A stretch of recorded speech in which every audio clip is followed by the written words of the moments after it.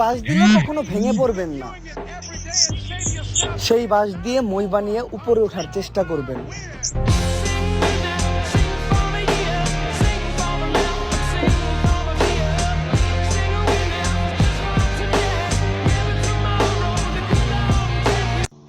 লেখা নাই পড়া নাই, এখন তারাই সমাজের সর্দার। জ্ঞানীগুণী সব চুপচাপ,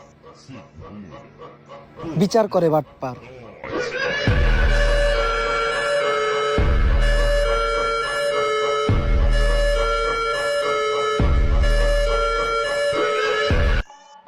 নিজেকে আমি সবসময় প্রস্তুত রাখি, কারণ বলা তো যায় না মানুষ আর আবহাওয়া কখন বদলে যায়।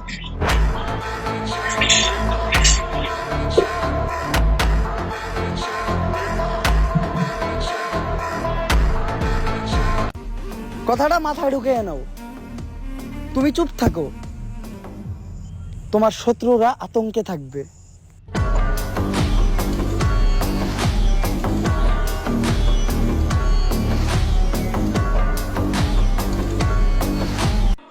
এই কথাটা সকল কাপল ব্লগারদেরই মনে রাখা দরকার।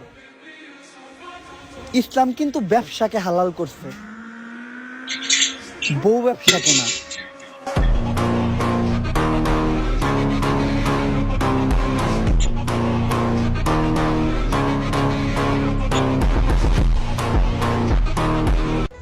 হযরত ইব্রাহিম আলাইহিস সালামের মতো কুরবানিটা যদি নিজের প্রিয় সন্তানকে দিতে হতো, তাহলে টাকার গরম আর পশু কেনার প্রতিযোগিতা চলতো না।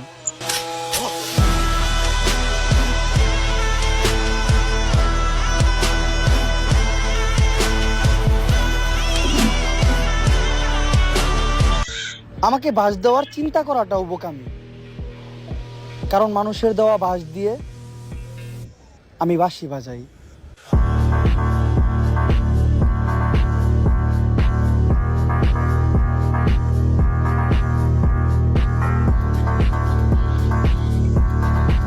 মনে রাখবেন, মানুষ তখনই আপনার অতীত টেনে আনে যখন তাদের আপনার বর্তমান সহ্য হয় না।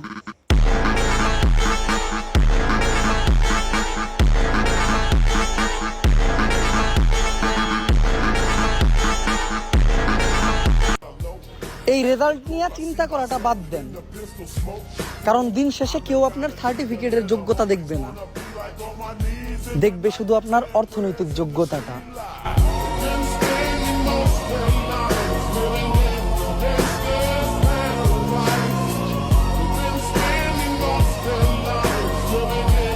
স্বপ্ন পূরণ করতে গিয়ে যদি দেয়ালে পিঠ থেকে যায়, তাহলে স্বপ্ন নয়, দেয়াল ভাঙতে হয়।